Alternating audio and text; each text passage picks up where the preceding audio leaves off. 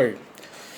Good evening, dear friends. Good evening. Welcome to the 9 p.m. live show now on FB. As I said this morning, we'll be teaching on treasures of India for nation building.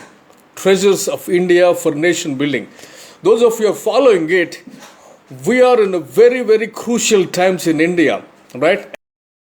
As I said, addressing about reorganizing this country, which had only happened prior to the independence, when the leaders, national leaders, got together and got this nation organized, through various roundtable conferences, and then send out British government.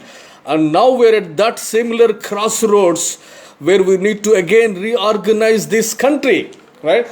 I hope and I wish that my countryman will understand the times we are living in, right? We are faced with one of the biggest crises of our generation. We are fighting the COVID as a nation, second string, third string, which is probably still waiting.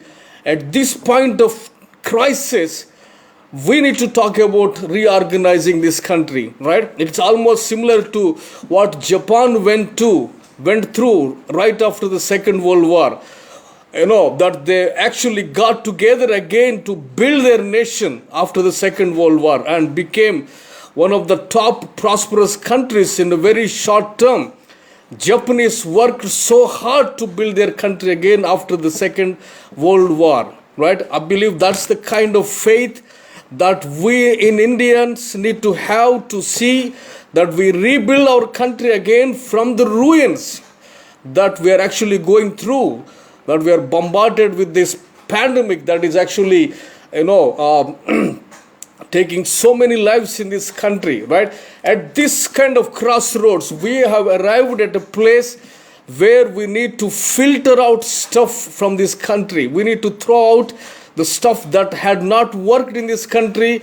We need to bold enough to confront some of those policies, some of those laws that were made that were still accommodating nonsense in this country, and see that we confront them with with double portion of courage, so that those nonsense are deleted. It is time to evaluate our progress. We are looking at elections in 2024. I am seriously looking at, do we still want to see same faces on the television again? I heard a person who was looking at Rahul Gandhi saying, you are the man that we are looking up to deliver India. 1.4 billion people's responsibility shouldering on one person. Rahul Gandhi is saying, 37,000 companies that I'm representing from South India, and I am standing before you to tell you that you are the man of the hour. You are the only hope for India. My friend, I think we need to understand that's a failed thinking, right? I think it is not one man anymore, but it must be an organizational structures that will lead this country forward, right? Is it just Modi, the deliverer of India? I think not.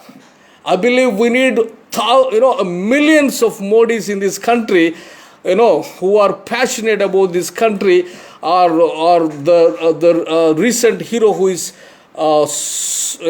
trying to help out during the crisis. We need millions of those leaders rised up to take care of this country. That's why I'm calling it as a nation building series, right? It doesn't happen with one person. It takes millions of people to build, organize a nation together, right? But we need to recognize that we are at that kind of crossroads in India, that this nation need to be addressed properly, and then this nation need to reorganize and then refocus our direction for the next 500 years if the Lord Jesus doesn't come back. As a Christian, that's what I'm saying. But the short-sightedness is what is destroying this country, right? As we are now addressing this, nation building efforts, I have outlined some of the very important, what I called as treasures in India, right? When you want to build something that is very, magnificent, you really need to identify your treasures. You need to identify your wealth. You need to identify your strengths, what they are, so that you can count that cost before you start moving towards, right? That's what I actually kind of laid out a list of our treasures in India that would probably help us to become one of the greatest nations on this planet, right? I believe we have that. I believe the predictions say so. Even when we look at the GDP of India, there are predictions that India could lead in the next half of 21st century, right? When you look at the economic situation in India, right, we have those predictions that we can be the superpower in the world in next 50 years. So having such kind of, hope, having such kind of tangible substance in this country, it is time that our minds, our thinking, begin to change, and we begin to come out of these limited molds that are holding us to on the reorganizing India, eliminating the stuff that is not helping us, destroying the policies that are not helping the country move forward, right? And bringing in the new laws that will enhance development in this country, right? Bringing in new systems that will expose the ignorance in this country so that the nation will begin to move forward, right? Why am I passionate about the nation building? Why I want to talk about why the nation should develop? My basic understanding is to see that every human being has hunger 3 times a day, right? If a country fails to meet that basic need, we are not even a country to be called, my friend. Our leaders are not even leaders to be called as leaders, right? In a country like this with 1.4 billion people, if we cannot take care of our basic needs of our fellow human beings, if a religion tells us to ignore them, it's time that we throw out that religion, right? If our mindset, if our philosophy, if our way of life is dismissing our concern to take care of that fellow human being who has hunger 3 times a day and failing to meet that basic need of hunger, I think we are not even called to be human beings, my friend, right? As human beings, we are different from the animals that live in the jungle. We must be moved, how that, hard to care for others. We are not living in the jungles anymore, right?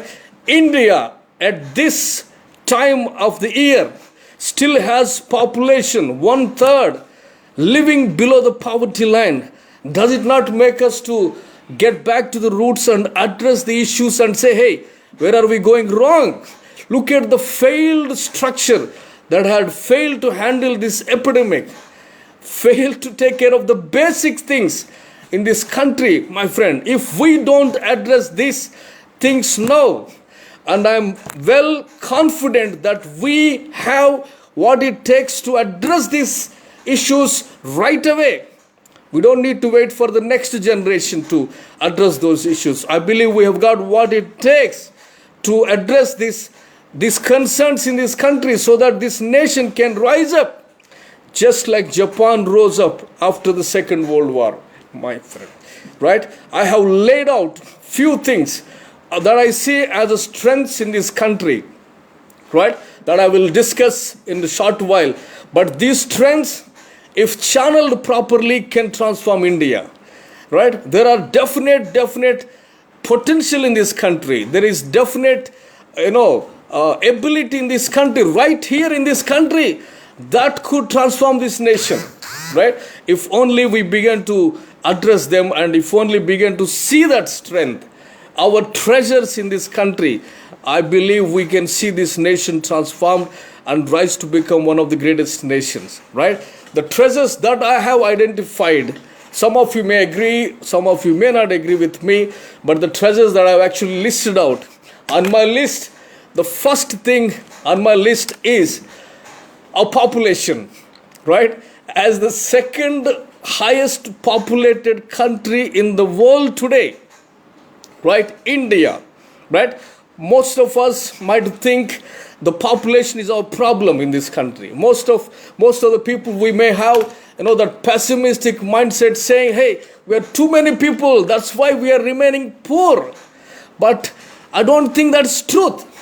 I believe our population, which is 1.4 billion people, is our major strength. I can just quote, if one human being like Modi, a chaiwala from a platform, from a train station, has what it takes to reach out to become prime minister of a country, that just tells us the potential that lays beneath in a human being, right? And we've got just 1.4 billion people living in this country. Just imagine if only this 1.4 billion people I call as a strength or a treasure for this country, if only they are championed, if only they are educated, if only they are developed, if only they are given the opportunity to become all they can be, if only they can, they are facilitated to become the best version of themselves. Imagine what can happen to a country like India. 1.4 billion people is our strength. We are not, a small population of, an island. The limitations that, these island nations have. We are a vast country with so many, millions of people living in this country, my friend. It's our strength. With the technology that's available today, this 1.4 billion people can be moved to action. They can be channeled. They can be educated. They can be reformed. They can be transformed. It is our strength. And imagine if 1.4 billion people gets to action, what happens to a country like India? You understand? Our roads can be taken care in 2 days' time if we can organize them properly. Imagine so many millions of people working on road problems that we have. I believe it takes just 1-2 days to sort out the problems with the roads in India. If this sort of population starts focusing on transformation in the political area, I believe it just takes half a day to solve all the political problems in India. If this sort of, population starts focusing on problem of poverty in India, my friend, I believe it just takes 1 week to sort out the problem of poverty in India. That's our strength. Our population is our strength. Our number of people is our strength. And we have got what it takes to move this nation together for action. Definitely, yes. Living at this time of years, at this time of the age, with so much of technology, with facilities to travel around, even after this COVID epidemic, I believe we have got what it takes as a nation of 1.4 billion people to transform this nation. It just takes 1 year time to see India completely transformed, provided we have those systematic approaches placed in place in every political arena, in every offices. I believe it is just a matter of time, to transform this nation, right? Because our population is our strength, right? I'm not sure if you agree with me, but if that's my one of my observations. Our population is our strength. Second treasure that I see in this country is our young people, right? 50% of our countrymen not even 50, I think it is 65% of India's population today are aged below 35 years. We are the youngest country in the world today. Imagine so many young people walking around this country with such a energetic level, with such a young blood flowing into their veins across the country. Imagine the potential that we have in this country, my friend. The youth are much easy to teach. They are very quick to grasp if only they are given opportunity. They are not like the age-old people who are hard to change. The youth are open for new ideas. Youth are daring. Youth have all that the adventuristic mindset that they're ready to take on the new stuff, ready to try out something new. And we've got 65% of the population as young people in our country, my friend. Right? 65% of India is youth below 35 years. Right? They are one of the treasures in this country. They are not liability. They are our strengths. If only that we can challenge them properly, channel them properly. If only we have programs, that are centered around them to see them develop. If only the country India recognizes the potential that is in the young people and begin to release them into various leadership positions, imagine what can happen to this country. Right? That's what I said. It just takes 1 week time, my friend. It just takes 1 week time to see entire poverty is gone from India if the young people gets into action. Right? It just takes 1 week if we can properly organize them. This 65% of India's population can plant 3 to 6 billion trees in India. Imagine what happens to Indian climate if the youth gets into action. Right? These are all possible.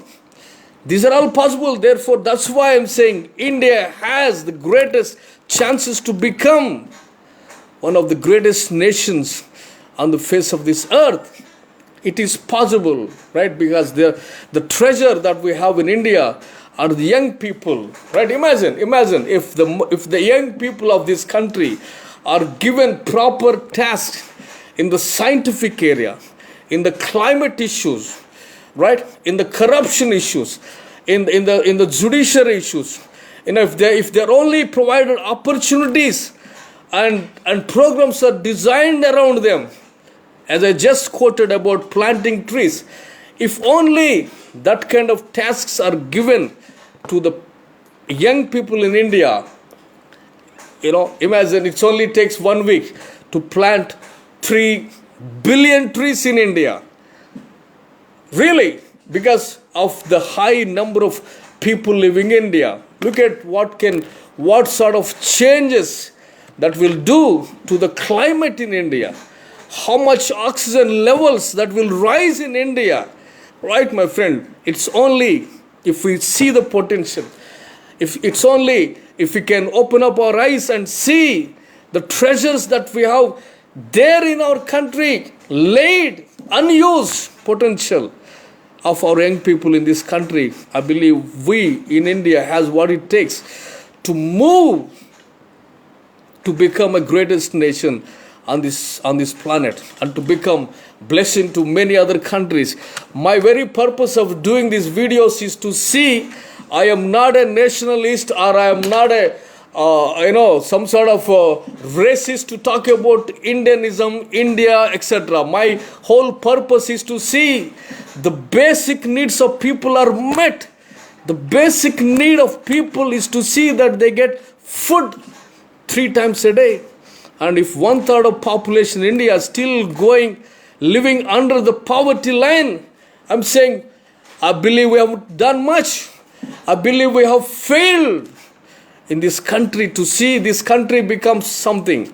And as a country, India, we are geographically, strategically aware placed in subcontinent of Asia, in Southeast Asia, surrounded by many other poorest countries who are still struggling even worse than India, whose currencies are still worse than India, my friend, which means there are many more people who are still going hungry than Indian, right?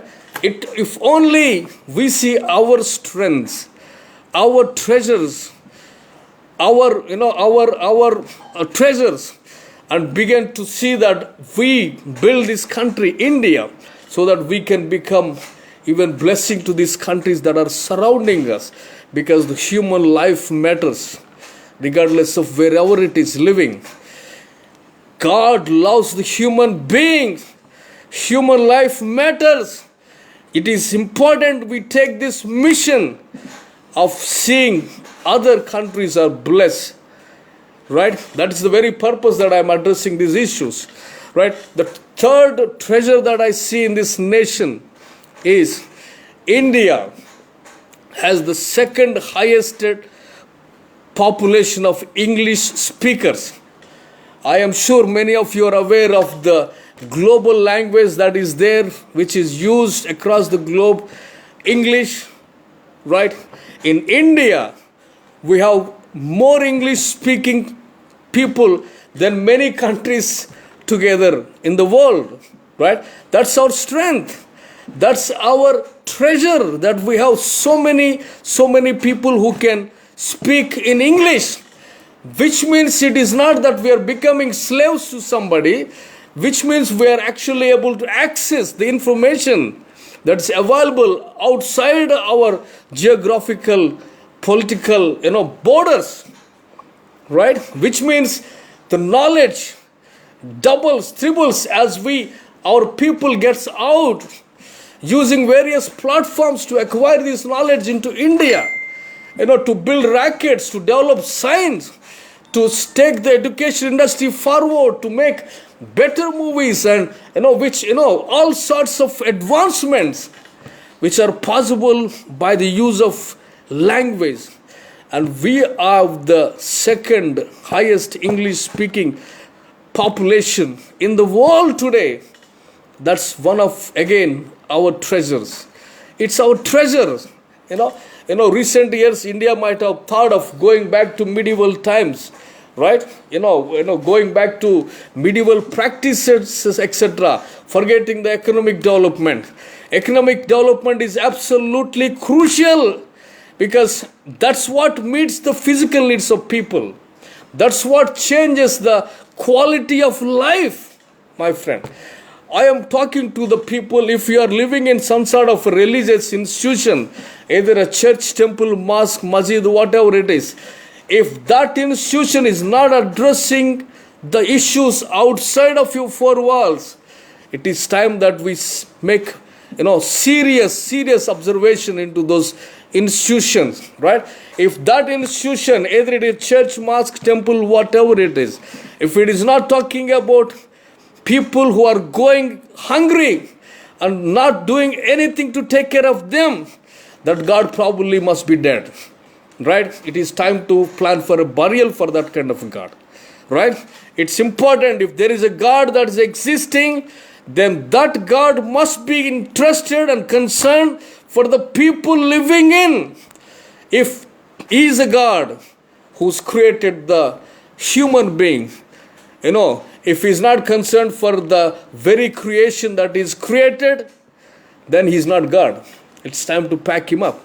It's time to tell, pack up, right? If your God is not concerned about the hunger of people, if He is not interested about what happens outside of your religious institution, the corruption that happens, the underdevelopment that's happening, that is there, injustice, discrimination that is rampant in the society, if your God is not concerned about it and is not dealing with it, is not solving those problems, it is time to pack Him up, right? I believe God concerns for people. God cares for people, right? only him we should call him as God, right? India's treasures, as we are talking, as I have identified, one, our population. Two, a population is not liability, it's our strength, it's our potential, right? It's what will take us to become one of the greatest nations as the GDP rises, as many people starts working, right? Number two, our young people, who are 65% of the population, who are aged below 35 years. Number three, our English speakers who are living in this country, who can access the information across the globe and see that is implemented, right? See that the thought process that had transformed outside world has brought into India by this language called English, which helps again to build better nations, better societies, better communities, right? Although we have not invented rockets in India, yes, but we have somehow were able to import that information and build our own rocket system in India, right? Today, Israel has some iron dome, which is so advanced that is stopping the missiles fired at Israel all night last night. 300 missiles were fired, but this iron dome that was invented by this Israeli army was able to successfully stop them in the midair. It's a technological advancement which even the US doesn't have as of today. Instead of trying to figure it out, how this can be invented in our universities, with the language access that we have, our scientists can talk, our army can talk to the world outside and see these latest technological advancements are imported into India, so that India has what it takes to protect herself as a nation, which is her sovereign right, right? All of this is possible with the language that is available, the global language that's available. And we've got about 50, we are the second highest English speakers in India living today. Look at these amazing statistics that we have in India. It is not time to be discouraged. It is not time to be depressed. It is not time to be, complaining about what is happening in India and say, hey, how in the world have I been born here? That's not the point, my friend. It's time to recognize our treasures and see them. Yes, we've got what it takes to transform this country. Amen. That's the number one thing that I have identified. The fourth thing that I have identified is our democratic system. Right? India's got very excellent democratic system that has been running in this country since the independence. Right? Our democracy is our strength. Our constitution is our strength. We have a very different and unique democratic system in this country, which was copied from Britain and also from US. A mixture of these both developed countries, which was put together by Dr. B.R. Ambedkar, which has enabled this nation to go so far as we have seen today, right? Past 70 years plus, this democratic system that's in India, which is very different from the democracy that's operated in Pakistan or in Bangladesh, right? The freedom of speech, the freedom that our democratic system is given us is better than these two other neighbors. That is what making us to rise in our economic development and to even compete with the countries like US and China.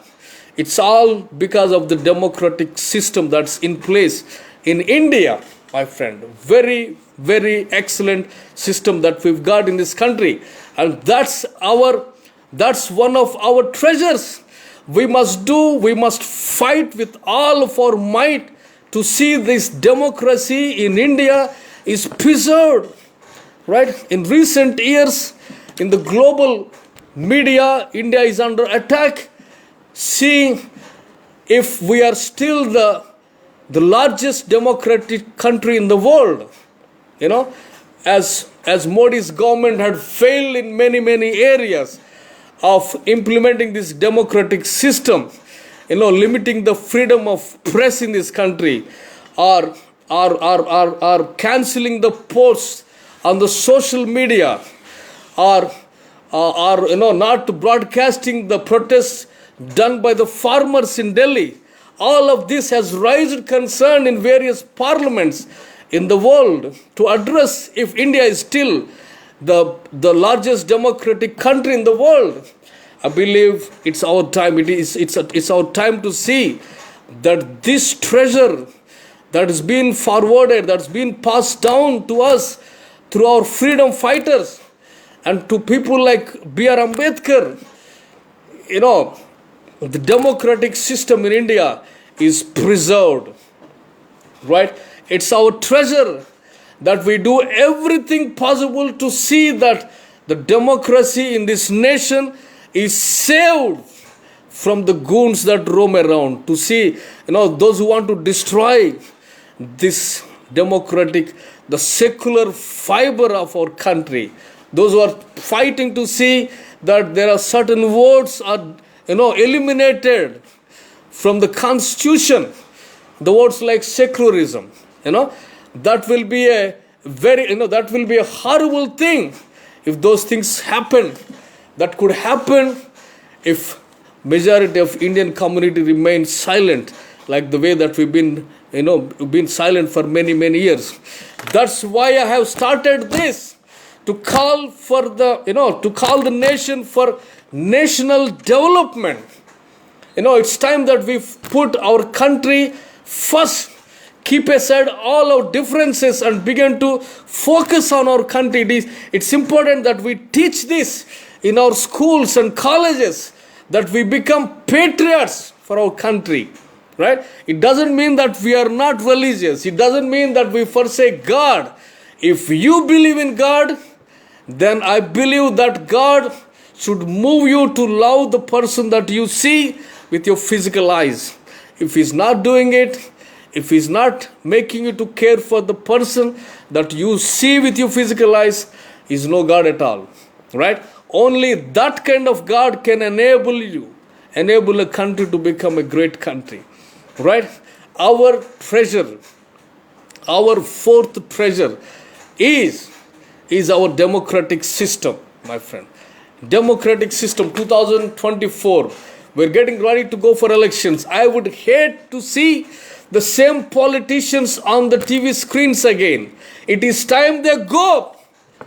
It is time these age-old politicians who are not able to move properly, not able to walk properly, into their late 70s. It's okay, they maintain their status as advisory boards or something. But to see their same faces presenting the same old solutions that had not helped this country, if we have to see those same political parties taking power again, who had failed miserably this nation all through these 2 terms, if you have to see the same faces again, my friend, that will be a horrible dream for an Indian, for every Indian. I believe we have got just enough time to save this country. We've got just enough time, just enough resources, and we've got treasures in this nation that can enable us to transform this nation. I believe God calls us for that kind of action. Right? Nation is important. People are important. Meeting the felt needs of the people is important. Seeing the nation become completely literate is important. It's important that we come out of apathetic spirit and get into action to see national transformation happen. If not now, then when? Right? I was reading about Sardar Vallabhbhai Patel today. The man who had done his barrister in London and returned to India, was living in Ahmedabad, I believe, in Gujarat, was one of the best advocates in that city, and he was not interested to join the freedom movement until he had one meeting with Mahatma Gandhi in his city, where he had resigned to be the advocate of that city and joined the politics and traveled with Gandhi, And imagine if he had not taken that stand. He went around, across the western part of India, recruiting 3 lakh people to participate in the freedom struggle. See, all of this had taken, different small steps to see India liberated. It didn't happen because some miracle happened. No, that will be a bullshit. Seriously. If you're expecting an accidental, transformation to happen, which will never happen. Gandhi traveled to Ahmedabad. Sardar Vallabhbhai Patel met with him. In one meeting, he made the decision to quit the job that he was doing. Today, Sardar Vallabhbhai Patel is known as an Iron Man of India, who had united 560 princely states, negotiated with them, and successfully convinced them to come under India's republic. Therefore, we have the great nation called India today. That's why there is a statue built. Many of us, we complained why this guy spent 3,000 crores on this statue of unity, the tallest statue in India. See, Modi comes from Gujarat. You know what Sardar Vallabhbhai Patel has done. Modi's story is so fascinating, my friend. I was reading today, Modi's mother was a housemaid in various houses, cleaning the dishes, taking care of his son. And that is the kind of platform that Modi rises to become a Prime Minister of India. Most of us, we hate him. The answer to India's problem is not just one Modi. See, we sit back in our chairs and say, hey, you are stupid and you are not doing your job properly, without understanding, failing to understand the magnitude of this country. It doesn't happen. The development doesn't happen just because one Modi became Prime Minister in this country. It takes 1 million Modis from that kind of background to come up with that kind of passion for the country to see India become great nation. Right? And most of the people, being very, very, very religious country, we are really stuck in a different world when people are going hungry in this country. Look at our streets. How many beggars we've got in this country. How many people are going hungry during this pandemic. How many people live on the streets in this nation. They're all made in the image of God. Do we care for them? That's the big question. And my point is, it doesn't take just one Modi. It takes 1 million Modis to transform this nation. The magnitude is high in this nation, as we are not a small population in this country. Population is our strength, definitely, but it takes many more leaders to be raised up to see this nation is led in the right direction. Right? With just one meeting with Mahatma Gandhi, Sardar Vallabhbhai Patel joined the freedom movement and successfully implemented the unity concept. He said, India is my family and India is my responsibility. Imagine the people who are speaking. India is my family, India is my responsibility. That is the man, the Iron Man of India. I believe he deserves to be honored. In that kind of position, I believe it's okay to have statue of, unity standing tall in that place. A man who joined the freedom struggle and then saw India as one country, right? That's Sardar Vallabhbhai Patel. I believe that's the kind of movement we need in this country. I believe that's the kind of steps need to be taken in this country. Small steps, small hesitations. Small enrollment. Sardar Vallabhbhai Patel enrolling 3 lakh people.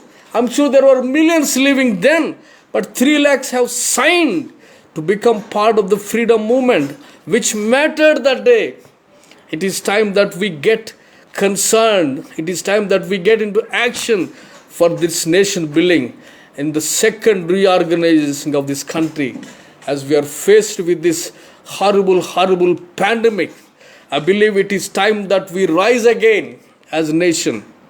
Reorganize this nation. Reorganize this nation. See our strengths as a nation. As I was laying out, our treasures. One of our treasures is, our population, youth. Our, the highest English speakers that we have in India. Number 4, the democratic system in India, right? 4 treasures that we have in this country. And as a Christian, you may not agree, you may agree, you may not agree, but I have here what I want to present. The other treasure that India has is Bible, undoubtedly. Why am I saying it? Because it is the Bible that gave the right kind of mindset, the framework that is required for the nation to be developed in the world. If we dig into the history, it is not until the Bible came out into the public that the nations began to transform.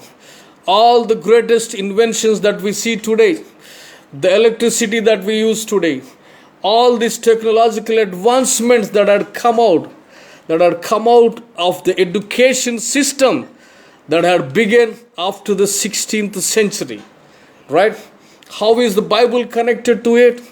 It is only after the Bible came out, as reformers saw the need for everybody to read and understand this Bible, they went out building schools, education institutions, invented printing press. First time in the history, the books were printed. The printing press that literally transformed the education system, right? Once the education made the entry into this world, schools, colleges, the universities that came into this world, which began to develop science and technology, which ended up building this modern world, my friend. You may agree, you may not agree, but this is the historical fact that Bible built the modern world, right? We cannot dismiss it. We cannot dismiss it because that gives you the right frame of mind. It explains the reality. It explains who God is from all the myths that were practiced in India or in the Greek civilization. The myths about God are destroyed in the European societies. Therefore, the development began to happen, right? Myths about human beings, right? Bible presents facts, clarity about who God is, who man is, and who the world is. Therefore, which gives the foundation for the greatest civilization to be built, right? That is another treasure. India still has it. We don't need to burn it away. We need to treasure it, teach it, and see people read it, apply it, right? Lauren Cunningham, the founder of Youth with a Mission, says, when a nation, critical mass of a country, which is about 30 to 40% of the country, when they begin to read and apply the Bible, that nation ends up being transformed. I'm saying it again. A critical mass of people in a country, which is about 30 to 40% of the population, when they begin to read and apply the Bible, that nation becomes developed, right? The man who said that, Lauren Cunningham, is the Guinness Book holder for traveling the entire globe. He has landed on every country physically, had observed the nation, had seen how the nations develop, and that's what his conclusion is. When the people, critical mass of population in a country, 30 to 40% population, reads and applies the Bible, that nation develops, right? That's what happens to country like Korea, right? In one generation, they went from 0.5% Christians to 35 to 40% Christians. And that also impacted their economic development, which made them to become, to rise from one of the poorest nations to become, one of the wealthiest countries in Asia, right? That happened in just one generation, my friend, right? So another treasure that we have got in the country of India is Bible, right? The last treasure that I want to address is education, right? I want to call it as a science and information technology, which is the byproduct of education. But I believe that's our treasure. Why am I saying it? Because as a nation of 1.4 billion people, coming from a mythological background, coming from ancient beliefs in this nation, right? From animistic society, India, I believe India needs science and information technology more than any other country in the world, because the ignorance that still exists in this country can only be addressed with the scientific, development, scientific fervor in this country. If we don't have science, I believe science exposes the ignorance, right? Even today, look at how the virus is handled in the world today. Virus is not handled by tying up some mantra or some sort of other magical stuff. The virus is handled clearly by the antivirus, right? Which has come out of a scientific invention from a laboratory, right? India as a country, it is important that we walk out of this ignorance and become scientifically enlightened people, right? As we have the highest mythological text that are practiced in this country, I believe we need to see the scientific development as a treasure in this country, right? That is certainly our treasure in this country, right? Science need to develop in this country. We need to encourage our young people to pursue further studies into scientific field, to explore the universe, to break the new grounds in this scientific advancement. Only then we have chances to become civilized society, developed country, right? Science or education is definitely one of our treasures. If we don't value it, if we don't really treasure it, we would continue to remain in ignorance, which will keep us from development, right? It's only when the science made the entry into this world, the world began to develop, my friend, right? So it's it's absolutely important that we in India value, treasure science. Even in the religious institutions, only when the science comes, this hypocrisy is exposed, right? This superstition is exposed. These false beliefs are exposed. We begin to see the things in the right light, because science goes through experiment after experiment to establish the evidence-based truths, right? So therefore it is absolutely important that we see science that is there as treasure in this country. We need to build our societies as scientifically knowledge societies. Only then we have chances to become one of the greatest nations, right? I'm reading out again the list of our treasures in India for the nation building, right? These treasures exist to see India build as one of the greatest nations, so that nobody goes hungry in this nation, right? So that no child will stand on the road begging for a meal. That's the target. That's why we need to understand. That's why we need to see.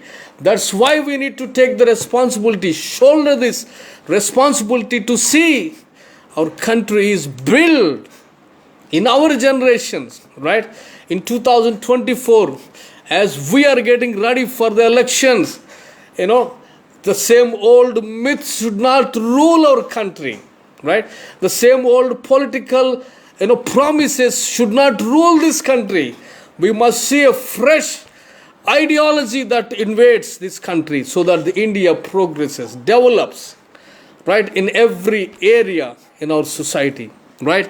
To do that, we've got treasures right here in our country. Our treasures, number one, is our population. Number two, our young people, which are 65% of the population who are aged below 35 years. Youngest country in the world. Absolutely, there is nothing impossible when we begin to do it, right? Number three, our second highest English speaking population that exists right here in our country. India has the second highest population of English speakers in the world. Who can transform this country? Who can literally transform this country by acquiring the knowledge that's available today? Right? Number four, our democratic system that is prevalent in our country, which must be saved from every attacks. Right? Number five, the Bible that had already built the modern world, that can again repeat what it had already done across the globe, developing also India to become one of the greatest nations. Number six, the science and information technology, the education institution that could build this nation, that could educate everybody to become better citizens, walk out of ignorance, understand the potential that they have, and to move out to dream and to reach out to the stars literally. That only can happen only when the science and information technology develops, right? These are our treasures, my friend. Very, very important and absolutely available in our country right here. If only we know how to channel them properly, we can see this nation build on the correct foundations, which will last for a long, long time. Amen. May God bless you as you begin to implement these treasures that we have in this country and become a responsible citizen, to give yourself to build this nation, so that our country do not go hungry, so that our neighboring countries are also blessed because we exist in India, right? We become blessing to other countries, right? Thank you so much for your time. Thank you so much.